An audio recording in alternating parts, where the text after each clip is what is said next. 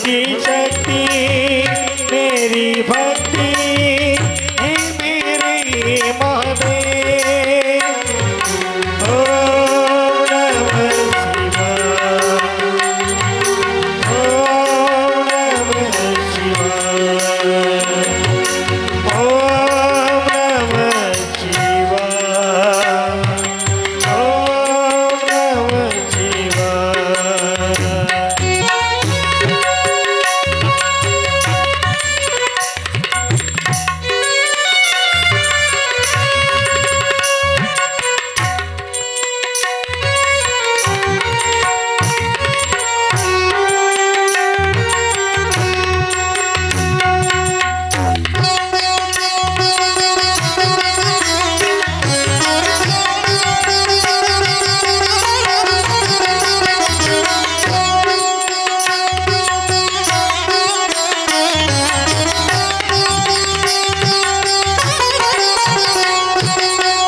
तेरे सिवा मेरा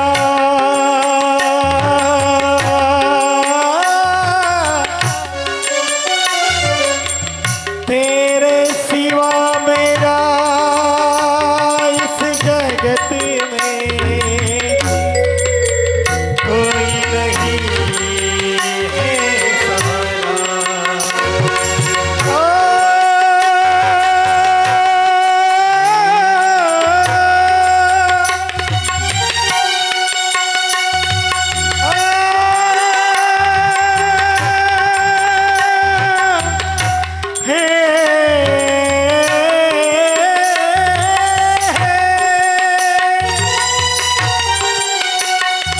हे गुरुदेव, हे महादेव, मुझे तुम्हारे सिवा कोई सहारा नहीं है। बस आपकी भक्ति में मैं लीन हो जाऊं, यही मेरी आशा है। और गुरुदेव, हे महादेव,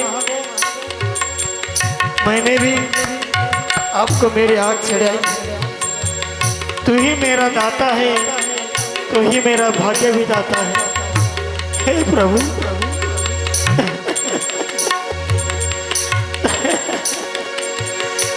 प्रभु की भक्ति ऐसी लगे, प्रभु की भक्ति ऐसी लगे, तुम्हारे चरणों में मिलूं।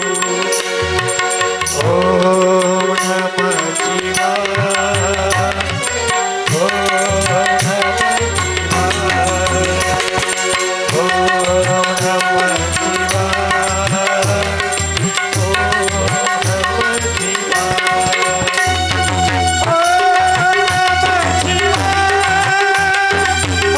ओम नमः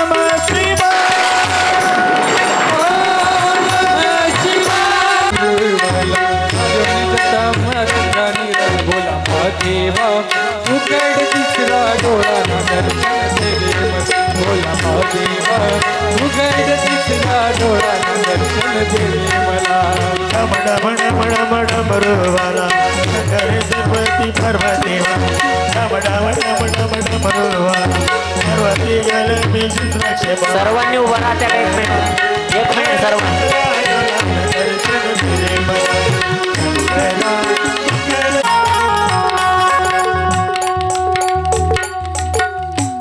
हे बघा, करे बोले गले में नाग डो सर्वांनी से गंगा बहरी जय हो शिव शंकर बोले गले में नाग डोले जटा में गंगा बहरी। जय बोले शिव शंकर बोले गले में नाग डोले जटा में गंगा बहरी। हे बघा, शंकर बोले गले आपला हा जो आनंद आहे, हा आनंद सर्व महाराष्ट्र पाहणार आहे। म्हणून बघा, सर्वांनी आनंद घ्यायचा। बोले गले में नाग डोले घटों में से गंगा बहरी। शिव शंकर भोले गले में नाग डोले जटा में से गंगा बहरी। शिव शंकर भोले गले में नाग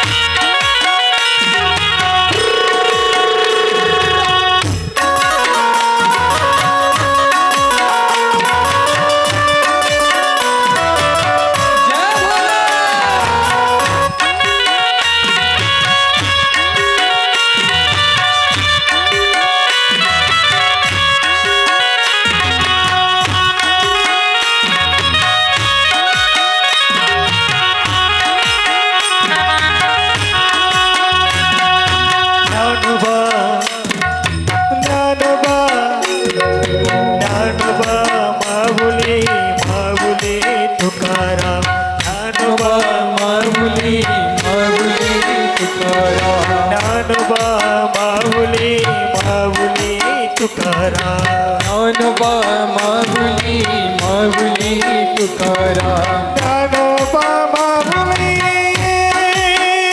तुकाराम ज्ञानोबा माऊली माऊली तुकाराम तुकाराम ज्ञानोबा माऊली ज्ञानोबा माऊली ज्ञानोबा माऊली ज्ञानोबा माऊली तुकाराम या रे या रे या नाचू प्रेमानंदे या रे या नाचू प्रेमानंदे अरे यार या नाचू प्रेमानंदे या रे नाचू प्रेमानंदे मैया नर्मदाची या छंदे राम नामाची या छंदे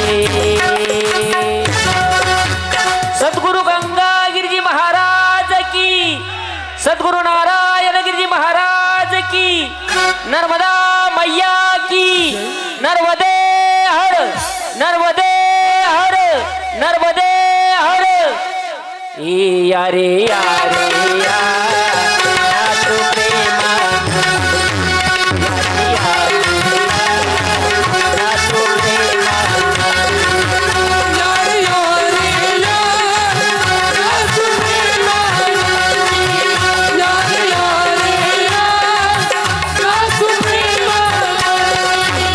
राम नामाची आवडी आवाजी भक्ती आकाळ केला देशोधडी राम नामाची आवडी काळ केला देशोधडी राम नामाची आवडी काळ राम नामाची या छंदे राम नामाची या छंदे या रे या रे या नाचू प्रेमानंदे या रे या नाचू प्रेमानंदे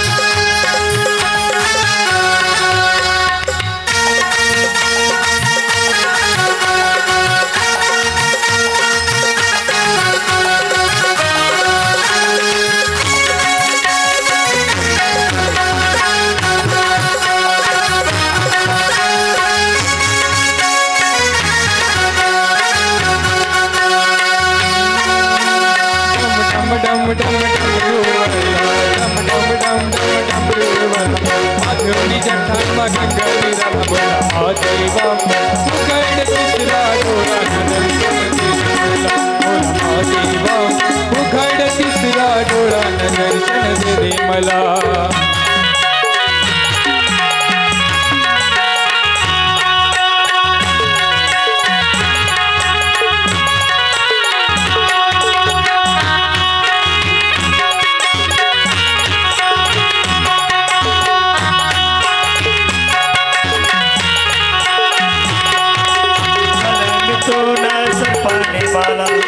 रान तो मास पाने वाला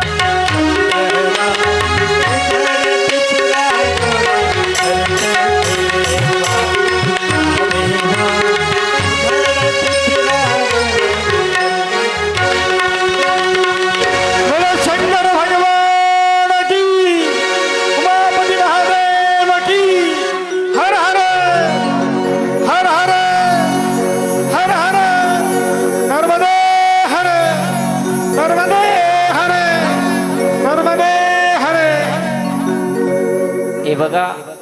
आपण जो घेतलेला आनंद आहे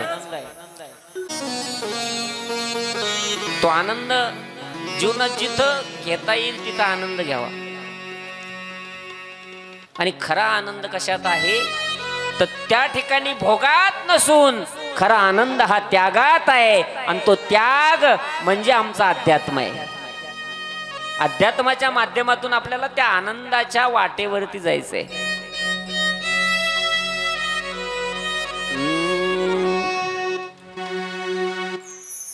आनंद अद्वय नित्य निरामय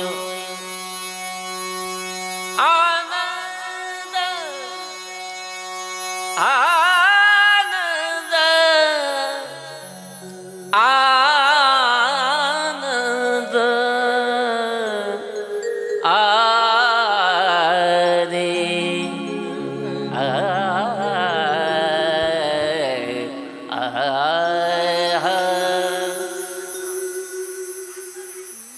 आनंद आनंद अद्वय नित्य निरामय जे कानिज ध्येय योगियाचे ते झाले साकार पुंडलिका आनंद अद्वय नित्य निरामय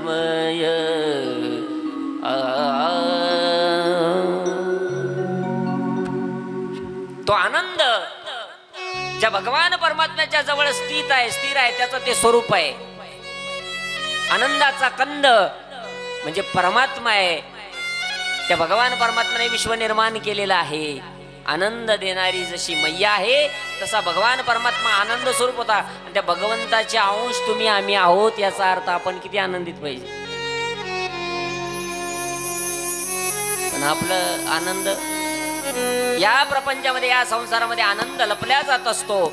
आणि म्हणून तो आनंद प्राप्त करायचा जिथं मिळेल तो अध्यात्मामध्ये मिळतो. तो आनंद आपण या ठिकाणी घेतो. आपण भाग्यवान आहोत.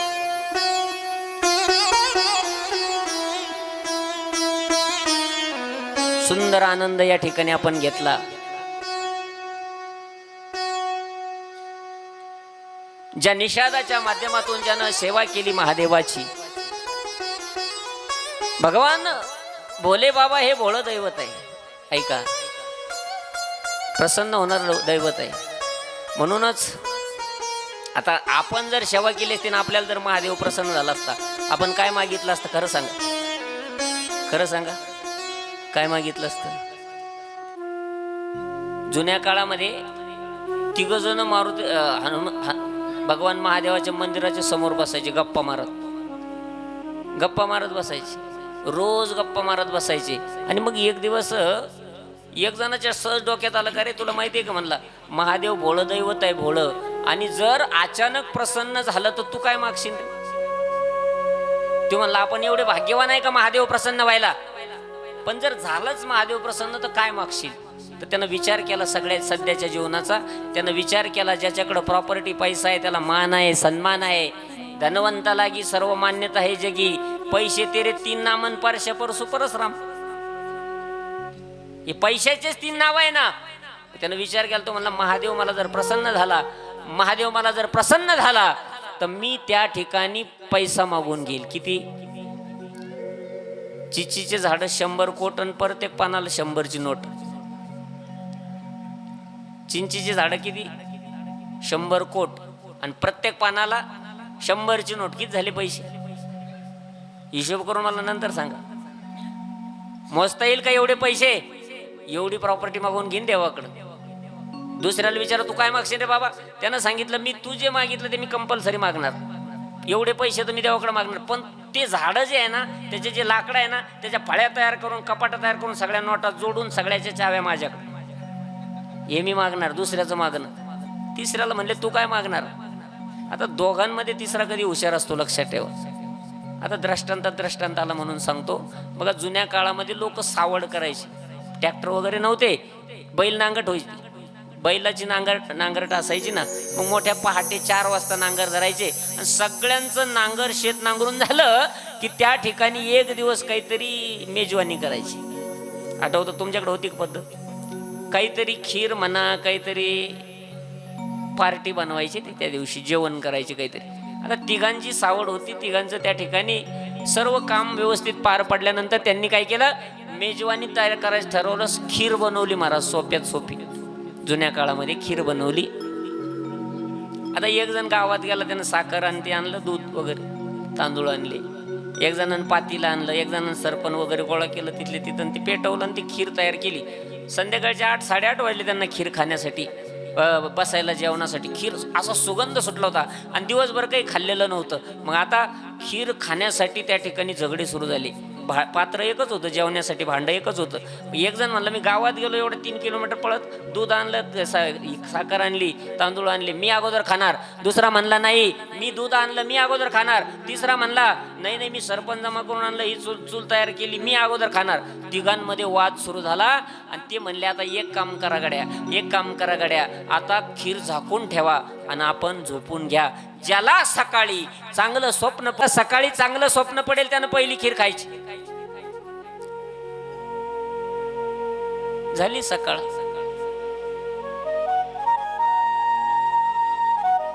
पहिल्याला म्हणले, तू काय स्वप्न पडलं तुला? त्यानं रात्रभर विचारच करून ठेवलेलं होतं, काय स्वप्न सांगायचं, काय स्वप्न सांगितल्यानंतर आवडेल. तो म्हणला, तुम्हाला खरं सांगू का, रात्री बरोबर 10:30-11 वाजता माझ्या स्वप्नामध्ये प्रभू रामचंद्रजी आले, मला अयोध्येला घेऊन गेले.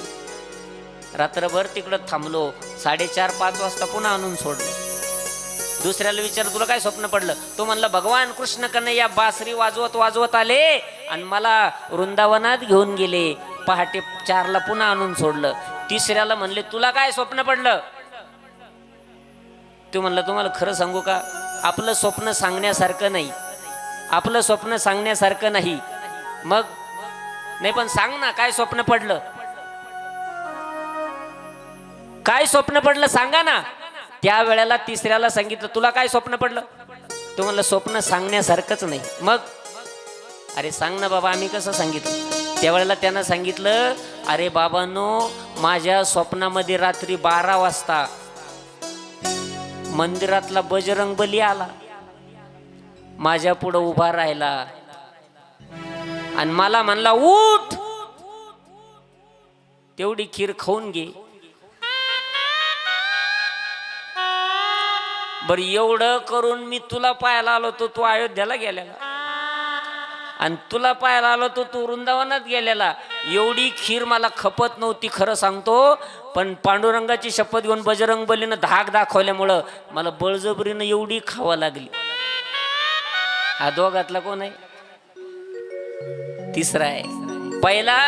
पहिल्यानं मागितलं काय? चिचीचे झाडं 100 कोट. पहिल्या दृष्टांतावर या, चिचीचे झाडं 100 कोट, प्रत्येक पानाला 100ची नोट. दुसऱ्यानं मागितल्या त्या लाकडांपासून फळ्या तयार करून सगळ्या नोटा जोडून कपाटाच्या चाव्या माझ्याकडं. दुसऱ्याचं मागणं. तिसऱ्याला म्हणे, तू काय मागशील? तुम्ही दोघांनी जे मागितलं ना ते मी कंपल्सरी मागणार, पण भगवान महादेवाकडं मी पुढच्या जन्माचं मागून घेणार. तुम्ही दोघांनी आता जे मागितलं ते तर मागणारच, पण पुढच्या जन्मी तुम्ही दोघांनी माझे सख्य चुलते व्हावा आणि दोघांना निपुत्रिक राहावा आणि तुमचा वारस या पठ्ठ्यानं व्हावा. हे मागणं कोणाचं? आपलं. परंतु या निषादानं मात्र काय मागितलं? पांचट बोर असेल, किडलेलं असेल तर फेकून द्यायची महाराज. आणि डोळ्यामधून फक्त अश्रू निघत होते. आएंगे रघुराई तब मैं आसन पर बिठाऊंगी, मीठे मीठे मीठे मीठे मीठे बेर अपने हाथों से खिलाऊंगी, साथ में लखन जी का दर्शन होगा, शबरी के कुटिया का पावन होगा. मीन अहिल्या शापित नारी, मीन जानकी राजकुमारी, मित्र भोळी वेडी शबरी वेडी शबरी तुझ्या पदाचे अखंड चिंतन तुझ्या पदाचे अखंड चिंतन ही माझी साधना रामा रघुनंदना रामा रघुनंदना रामा रघुनंदना रामा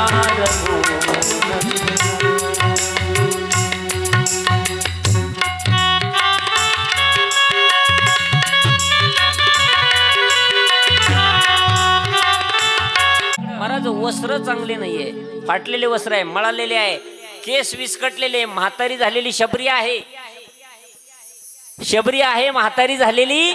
आणि महाराज ती शबरी ज्या वेळेला भगवान परमात्म्याचे पाय धुते महाराज, तिच्याकडे पात्र नाही, पात्र पाय धुण्यासाठी, देवाचे पाय धुण्यासाठी काही नाही, पात्र नाही, पण पात्र नाही पण पात्रता आहे. काय आहे? पात्र नाही पण पात्रता आहे. आपल्याकडे पात्र भरपूर आहे परंतु पात्रता नाही ना. भगवान परमात्मा अंतरीची घेतो गोडी, आतला भाव भगवान परमात्मा घेत असतो. आणि म्हणून भावा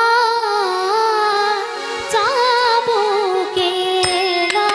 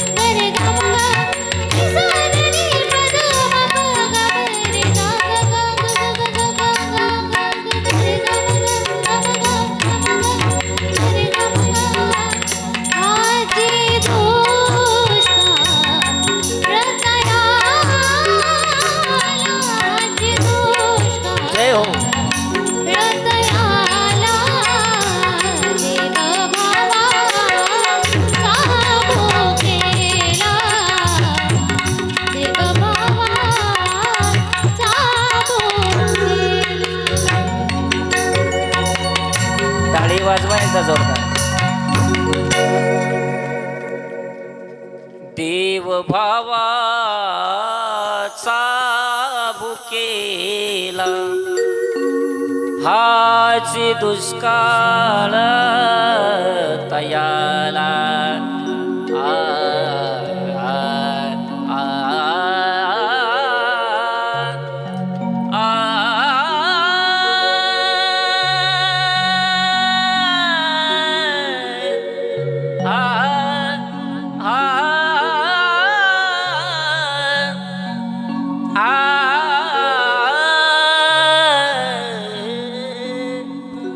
दुष्काळ तयाला हाची दुष्काळ. आपल्याच परिसराचं वैभव, श्रीरामपूर तालुक्याचं वैभव, आदरणीय नारायणी ताई की ज्यांची सुंदर कीर्तनाच्या सेवा आता सर्वत्र व्हायला लागलेल्या आहे. मला वाटतं बीड, वाशिम, हिंगोली त्या भागामध्ये सुद्धा चांगल्या प्रकारच्या कीर्तनाच्या तारखी नारायणीला आता येत आहे. आणि आमची ही सर्वांची हीच इच्छा आहे की असा सूर, नारायणीचा सूर हा महाराष्ट्रभर त्या ठिकाणी सर्वांना ऐकायला भेटत राहो. गरीबाचं लेकरू आहे हो. ज्या बापानं कष्टातून, महाराज त्यांचा जर विचार केला परिवाराचा, तो खूप श्रीमंत परिवार असं नाहीये. आपल्या गाडग्या मडक्याच्या व्यवसायातून जसा गोरोबा काकांनी परमार्थ साधला तसाच परमार्थ आमचे आदरणीय सुनील भाऊ साधतायत. बेटाच्या सिक्युरिटीमध्ये होते, बेटाच्या पायदिंडी सोहळ्यामध्ये सक्रिय असतात आणि त्यांचंच हे रत्न आहे. आणि म्हणून असा आवाज, नारायणीचा आवाज महाराष्ट्रभर त्या ठिकाणी गाजत राहो, हीच माझ्या सद्गुरू गंगागिरी महाराजांच्या चरणी प्रार्थना करेल. आणि बघा गोड तिनं गायलं की देव भावाचा भुकेला आची दुष्काळ तयाला आ आ आ आ हाची मला वावा म्हणाला मोठा. दुष्काळ कशाचा आहे? भगवान परमात्म्याला प्रेमाचा दुष्काळ आहे महाराज. त्याचं प्रेम पाहिलं, अंतकरणातील भाव पाहिला, शबरी मातेचा काय आणि आपल्या साधू संतांचा काय भाव पाहिला, तशी मैया सुद्धा अंतकरणातला भाव पाहते बरं का. असं सांगितलंय ग्रंथामध्ये की तुम्ही परिक्रमेला सुरुवात केल्यानंतर पहिले 3-4 दिवस तुम्हाला खूप त्रास होणार, असंही बी त्रास होणार. आणि तुम्ही जर त्रास झाला आणि तुम्ही म्हणले नाही नाही नाही नाही नको नको नको नको पुढचा त्रास सहन नाही होणार, तुम्ही जर घरी निघून आले तर तुमची परिक्रमा अपूर्ण राहिली. आणि तुम्ही जर त्या ठिकाणी तो 3 दिवसाची परीक्षा सहन केली, प्रत्येक क्षेत्रामध्ये परीक्षा द्यावी लागते, प्रत्येक क्षेत्रामध्ये परीक्षा द्यावीच लागते. परीक्षेला तुम्ही पास झाले का मग तुम्हाला आनंदी आनंद तुमच्या जीवनामध्ये झाल्याशिवाय राहत नाही. ही महादेवाची आणि मैयाची कृपा आहे.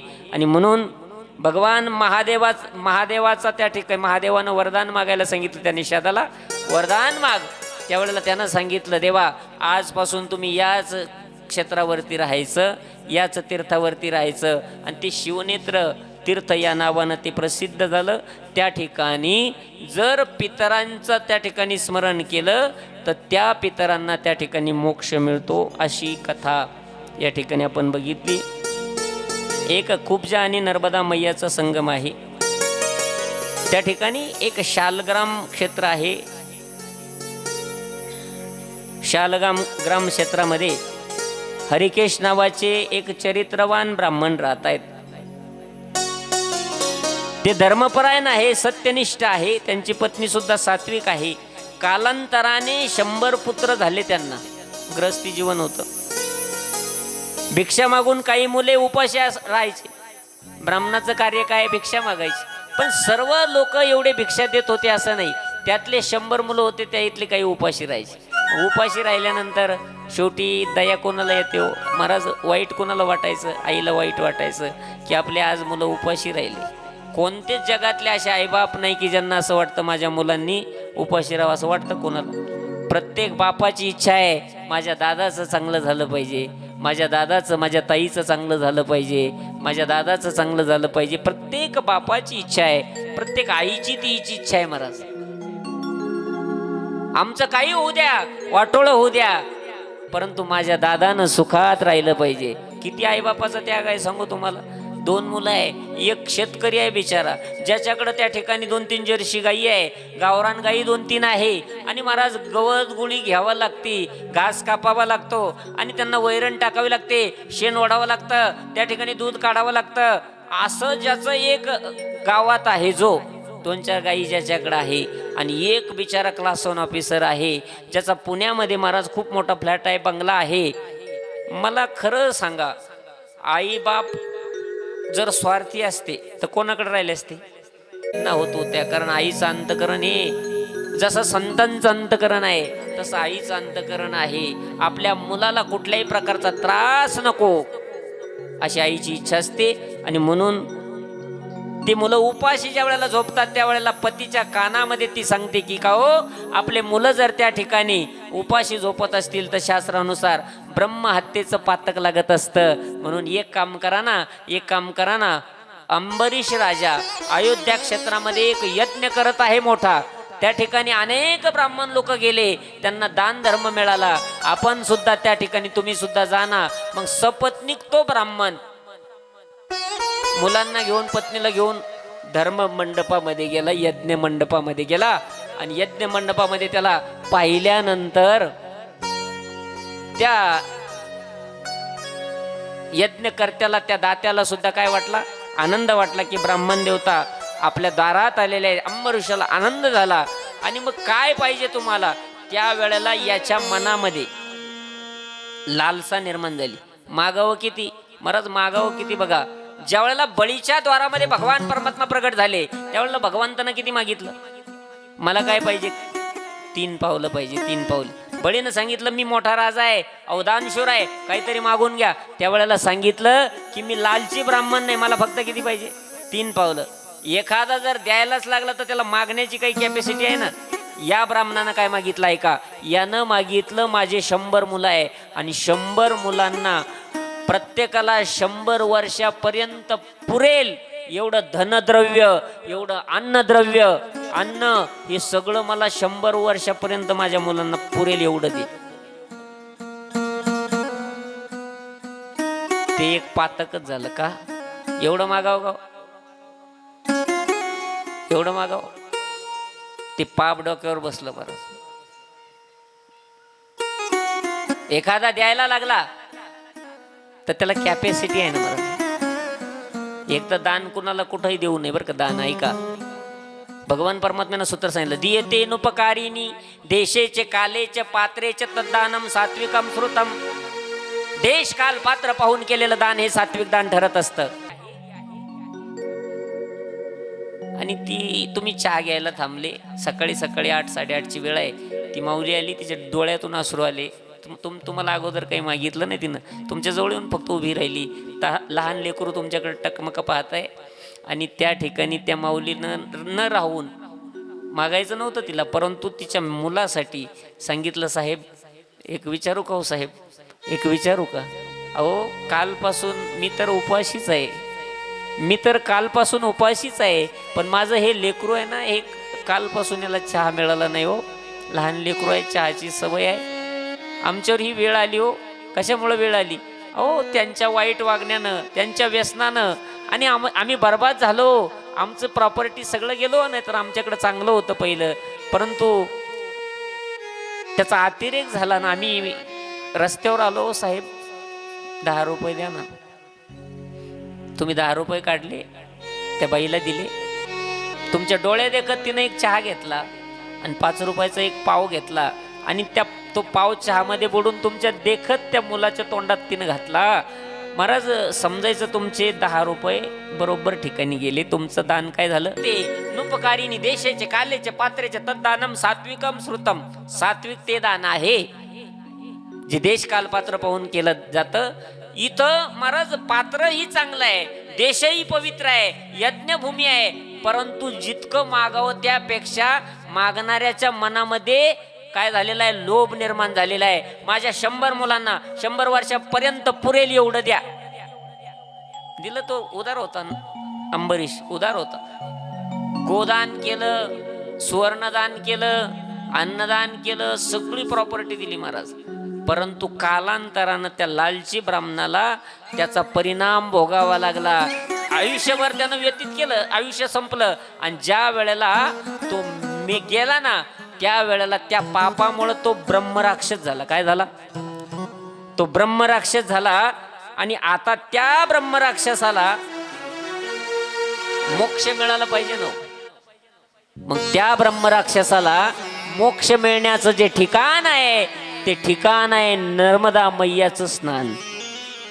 त्या ब्रह्मराक्षसानं नर्मदा मैयाच्या तीरावरती भगवान भोले बाबाची पूजन केलं, मैया नर्मदेची पूजा केली आणि स्नान केलं महाराज. तो जो त्याच्यावरती जो कलंक लागलेला होता ब्रह्मराक्षसाचा, तो त्यातून मुक्त झाला आणि तो भगवान परमात्म्याच्या पदापर्यंत पोहोचला.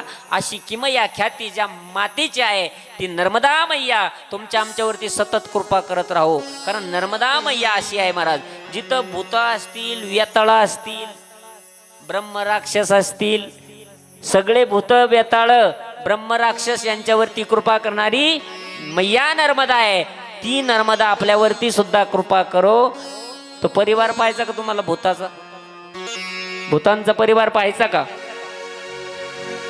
ए शो शो शो शो शंकर हर हर हर हर महादेवा, हर हर हर महादेवरा, हर हर हर महादेव.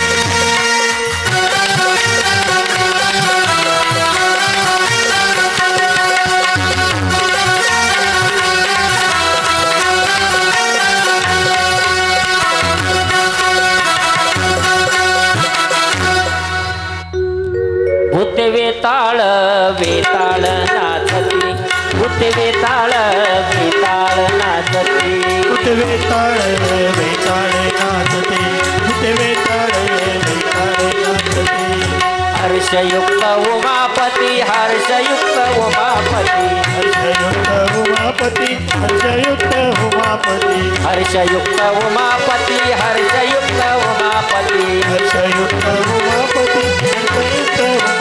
गज चर्म चर्म व्याघ्रांबर गज चर्म व्याघ्रांबर चर्म व्याघ्रांबर गज चर्म व्याघ्रांबर गज चर्म व्याघ्रांबर गज चर्म व्याघ्रांबर